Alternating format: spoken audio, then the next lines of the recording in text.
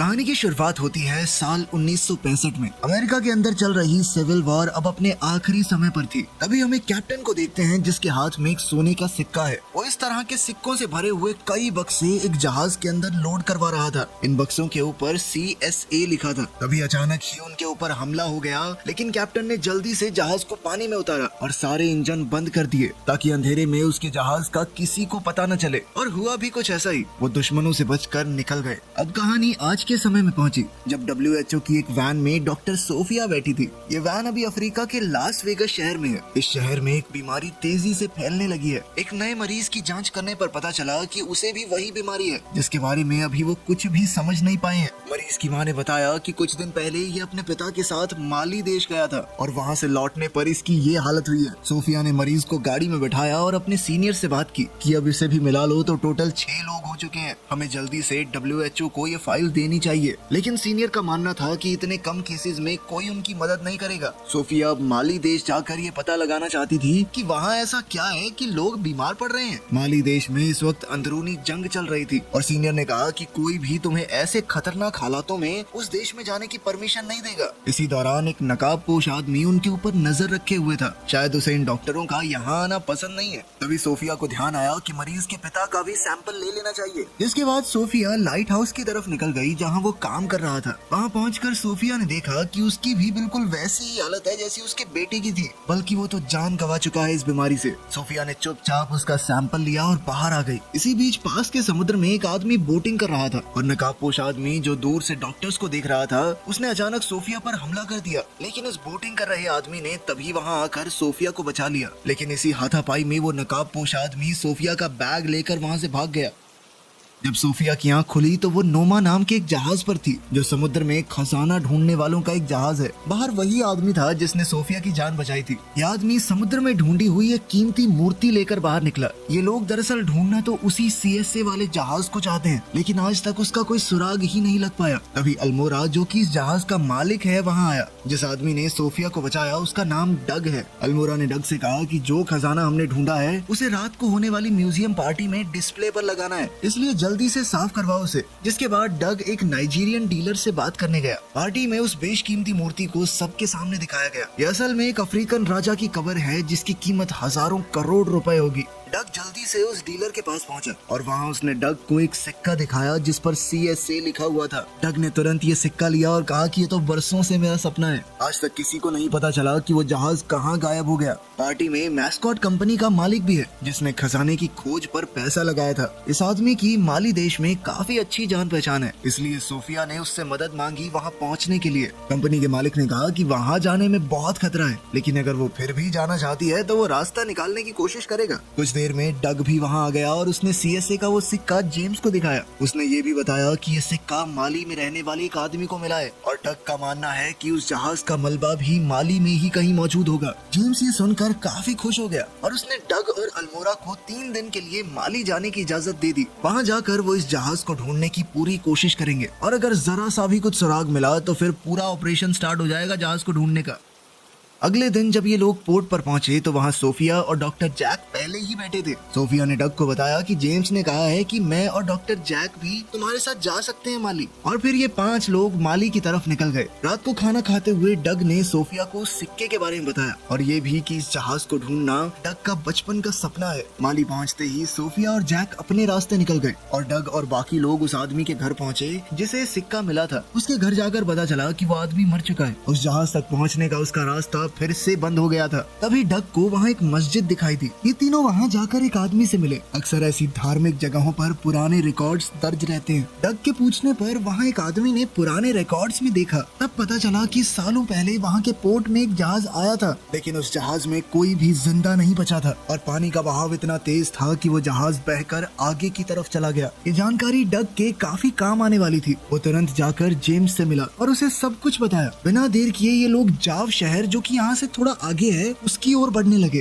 रास्ते में इन लोगों को अपनी बोट के एक हिस्से में कुछ मिला। थोड़ी जांच करने पर पता चला कि एक खास तरह की मिट्टी है जो कि जंग भी हो सकता है। लेकिन डग ने कहा कि बहते पानी में इस तरह की मिट्टी का मिलना आम बात नहीं है, ये एक सोचने वाली चीज थी। तभी अचानक एक मिलिट्री बोट उनकी तरफ आने लगी। ये ऑफिसर बार बार एक ही बात पूछ रहे थे कि वो डॉक्टर अभी कहाँ हैं जो तुम्हारे साथ यहाँ पर आए हैं। यहाँ के राजा को पता चल चुका था कि उसके देश में 2 फिरंगी डॉक्टर आए हैं ताकि वो उस बीमारी की तह तक जा सके जो वहाँ आसपास फैली हुई है। राजा ने ऑर्डर्स दिए थे कि उन्हें जल्द से जल्द रोका जाए वरना बहुत बड़ी परेशानी हो सकती है। डग समझ गया कि कुछ तो गड़बड़ जरूर है, वरना इन्हें डॉक्टर्स से क्या दिक्कत। डग ने जवाब दिया कि सर हमको ज्यादा इंग्लिश नहीं आती है, तो बोट साइड में लगा के बात करते हैं। डग ने उनकी ओर एक रस्सी फेंकी जो उन्होंने अपनी बोट पर बांध ली, जिसके बाद डग ने अपने दोस्तों को इशारा किया कि फुल स्पीड में दौड़ाओ, और एक ही झटके में ऑफिसर्स की बोट पलट गई। डग ने जल्दी से वो रस्सी भी काट दी और फिर वो लोग वहाँ से भाग गए। लेकिन मुश्किल अभी खत्म नहीं हुई थी। कुछ ही दूरी पर 2 और बोट्स उनका इंतजार कर रही थी और वो उन्हें देखते ही गोलियां चलाने लगे। डग समझ गया कि अब तो हमें बोट से कूदना होगा वरना जान बचने वाली है नहीं। कूदने से पहले उन्होंने फ्यूल टैंक में चीरा लगा दिया ताकि जबरदस्त धमाका हो। जब दूसरी बोट उनके करीब आई तो तीनों पानी में कूद गए। ऑफिसर्स ने बोट पर गोलियां चलाई और लीकेज की वजह से एक जबरदस्त धमाका हुआ जिसमें सारे के सारे पुलिस वाले मारे गए। जल्द ही ये तीनों नदी से निकलकर किनारे पर बने एक घर में पहुंचे। रूडी ने डग से पूछा कि अब तो हमारे पास बोट भी नहीं है, तो जहाज को ढूंढने का काम बंद कर देंगे क्या? डग ने कहा कि उसे बाद में ढूंढेंगे, पहले तो हमें उन डॉक्टरों की जान बचानी होगी। अगर इनके हत्थे चढ़ गए तो मार देंगे दोनों को। डग ने रूडी से कहा कि तुम जल्दी से बॉर्डर पार करके अल्मोड़ा के पास जाओ, और वो खुद जेम्स के साथ दोनों डॉक्टरों को ढूंढने निकल गया। वहाँ दोनों डॉक्टर्स एक गांव में पहुंचे जहाँ एक भी आदमी नहीं दिख रहा था। उन्होंने बहुत ढूंढा लेकिन हर तरफ सन्नाटा था। सोफिया को एक घर में लोगों की लाशें मिली और इन सभी लोगों की मौत भी उसी बीमारी से हुई थी। सुबह होते ही दोनों ने सारी लाशों को दफना दिया। उधर रूडी ने भी छुपकर बॉर्डर पार कर लिया। सोफिया को गांव में एक कुआं मिला और उसने सोचा कि शायद इसके अंदर कुछ मिले, तो उसने अंदर जाने की तैयारी शुरू की। नीचे पहुंचकर जब वो पानी का सैंपल लेने लगी तभी जैक ने बताया कि ऊपर कुछ मिलिट्री वाले आए हैं, और फिर गोलियां चलने की आवाज आई और जैक को छोड़कर उन्होंने बाकी सबको मार दिया। कुएं के अंदर सोफिया डरी हुई छुपी रही। तभी वहाँ एक हेलीकॉप्टर लैंड हुआ जिसमें माली देश का राजा काजिम वहाँ आया। काजिम ने जैक से पूछा कि लेडी डॉक्टर कहाँ पर है। चॉपर की आवाज सुनकर डग और जेम्स को भी पता चल गया कि डॉक्टर आसपास ही होंगे, लेकिन काजिम बहुत गुस्से में था। उसने जैक को गोली मार दी और अपने आदमियों को ऑर्डर दिया कि सोफिया को जल्द से जल्द ढूंढा जाए। डग और जेम्स पास ही में छुपकर ये सब कुछ देख रहे थे। काजिम के आदमी आसपास सबको मारने लगे। एक बार तो डग की जान भी खतरे में आ गई, लेकिन पीछे से सोफिया ने आकर काजिम के आदमी को मार दिया। अपने सीनियर डॉक्टर जैक की मौत से सोफिया को बहुत गहरा सदमा पहुंचा, लेकिन डग ने कहा कि जल्द से जल्द यहाँ से निकलना होगा क्योंकि ये जगह बिल्कुल भी सुरक्षित नहीं है। अब वो तीनों काजिम के मिलिट्री एरिया से निकलकर एक दूसरी जगह पहुंच गए, लेकिन ये लोग जहाँ पहुंचे हैं ये और भी ज्यादा खतरनाक है। तभी वहाँ कुछ घुड़सवार आए और इन तीनों को बंदी बना लिया और अपने राजा गॉडिगो के पास ले गए। गॉडिगो ने उनसे पूछा कि यहाँ तुम क्या करने आए हो?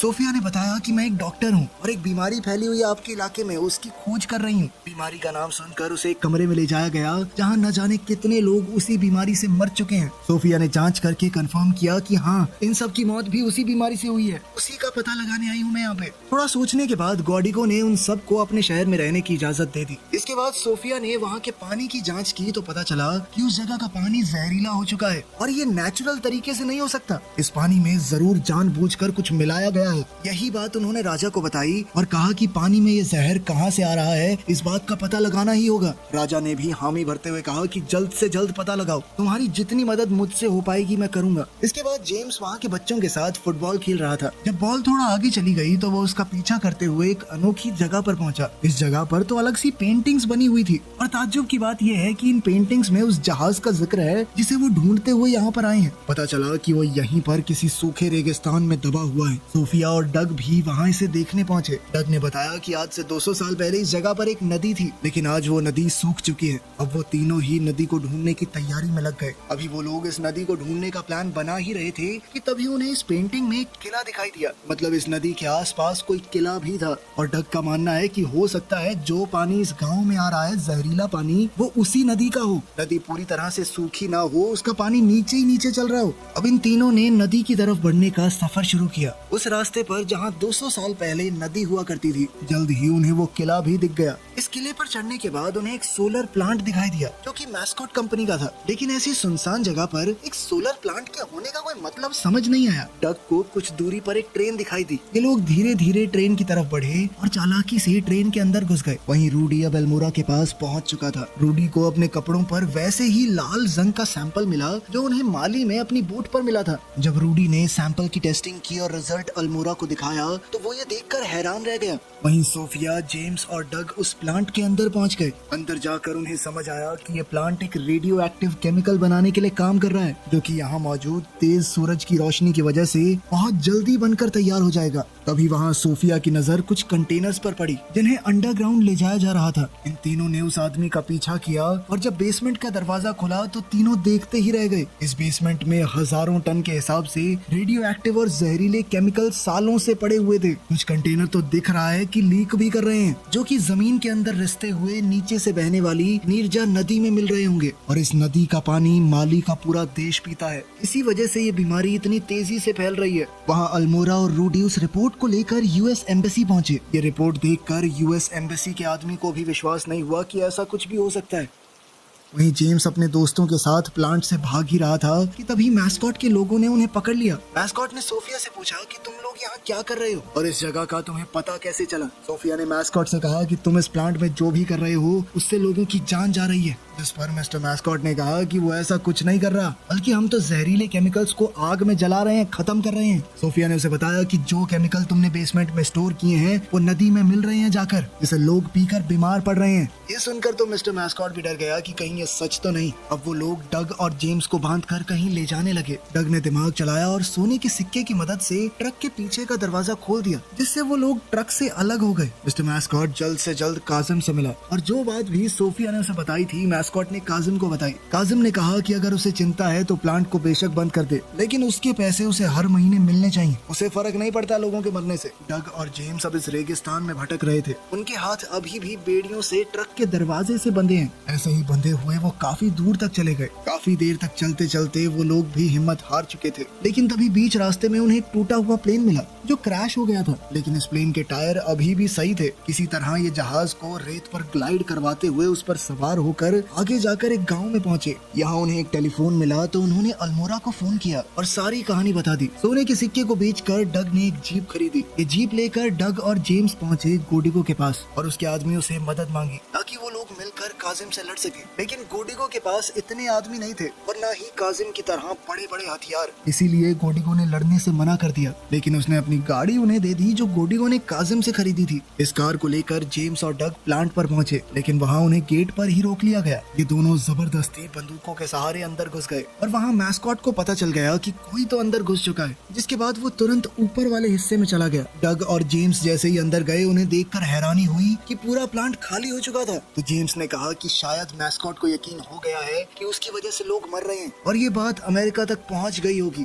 इसीलिए ये इस प्लांट का नामो निशान खत्म करना चाहते हैं। जेम्स जल्दी से नीचे जाकर वो विस्फोटक ढूंढने गया जिसकी मदद से ये लोग इस प्लांट को उड़ाने की कोशिश कर रहे होंगे। तभी वहाँ एक हेलीकॉप्टर लैंड हुआ। मैस्कॉट जबरदस्ती सोफिया को लेकर उसमें बैठ गया। वो निकल ही रहे थे कि तभी वहाँ डग आ गया। डग ने मैस्कॉट को पकड़ ही लिया था, लेकिन तभी पीछे से मैस्कॉट का एक आदमी आ गया और उसने डग को रोक लिया। उधर सोफिया समय रहते हेलीकॉप्टर से कूद गई। नीचे जेम्स को वो बम एक कंटेनर में मिल गया और उसने बम वहाँ से निकालकर अपने बैग में रख लिया। इसी दौरान मैस्कॉट ने चॉपर में बैठकर अपने प्रोग्राम से सोलर प्लांट को सूरज की तरफ कर दिया। अब सभी सोलर पैनल बहुत तेजी से काम करने लगे, लेकिन जेम्स की काबिलियत की वजह से कोई धमाका नहीं हुआ क्योंकि जेम्स ने बम डिस्कनेक्ट कर ही दिया था। मैस्कॉट को ये देखकर बहुत गुस्सा आया। सोफिया और डग ने मैस्कॉट के आदमी से छुटकारा पाया और फिर ये तीनों कार में बैठकर वहाँ से निकल गए क्योंकि अभी उन्हें यहाँ से बहुत दूर जाना है। लेकिन तभी काजिम का हेलीकॉप्टर उनका पीछा करने लगा। काजिम उनके ऊपर गोलियां बरसाने लगा। डग ने जेम्स से कहा कि जो भी तुझे विस्फोटक बेसमेंट में मिले थे उन्हें बाहर फेंकना शुरू कर दे। जब जेम्स ने ऐसा किया तो जहाँ जहाँ काजिम की गोलियां लगती रही वहाँ वहाँ धमाके होते रहे। इतना ज्यादा धुआं और धूल उड़ गई कि काजिम को अपना हेलीकॉप्टर मोड़ना पड़ा। लेकिन इन धमाकों की वजह से कुछ ऐसा हुआ जिसकी उन्हें उम्मीद ही नहीं थी। उस जगह से रेत खिसक गई और वो जहाज जो नीचे दबा हुआ था ऊपर आ गया। जहाज को देखते ही तीनों उसके अंदर छुप गए, लेकिन काजिम को पता चल गया और वो एक बार फिर से जहाज पर गोलियां चलाने लगा। काजिम के बहुत से लोग वहां पर आ गए और उन्हें चारों तरफ से घेर लिया। जहाज पर हो रहे हमलों से जहाज के अंदर मौजूद कंटेनर्स खुल गए और उनसे सोने के सिक्के बाहर गिरने लगे। ये देखकर डग को यकीन नहीं हुआ कि ये सिक्के अभी भी सही सलामत हैं। तभी इन लोगों को जहाज के अंदर एक पुरानी तोप मिली जो अभी भी काफी अच्छी हालत में थी। अब वो लोग इस तोप को चलाने की तैयारी में लग गए। जैसे ही काजिम का हेलीकॉप्टर उनके निशाने पर आया, उन्होंने तोप चला दी। हेलीकॉप्टर में जबरदस्त धमाका हुआ जिसमें काजिम मारा गया, जिसके बाद काजिम की पूरी फौज ने सरेंडर भी कर दिया। ये तीनों बाहर आकर पूरी तरह चौंक गए कि इतनी बड़ी फौज ने हमारे आगे सरेंडर क्यों किया। लेकिन तभी उन्होंने पीछे मुड़कर देखा कि गोडिगो के आदमी उन्हें हर तरफ से घेर कर खड़े थे। उधर अमेरिका में एक अंडरकवर एजेंट जो कि ये सारी हरकत जान चुका था, उसने जानबूझकर मैस्कॉट की ड्रिंक में वही जहर मिला दिया जो वो माली के लोगों को पिला रहा था, और जल्द ही उसका भी वही हश्र होगा जो उसने लोगों के साथ किया है। आखिर में हम डग और सोफिया को एक साथ देखते हैं। डग ने वो खजाना गोडिगो और उसके लोगों के लिए ही छोड़ दिया था, क्योंकि इस बीमारी में सबसे ज्यादा उनका ही नुकसान हुआ था और उनकी जमीन है, खजाने पर हक भी उनका ही बनता है। वीडियो पसंद आई तो लाइक कर देना, चैनल को सब्सक्राइब कर देना। मिलते हैं अगली वीडियो में।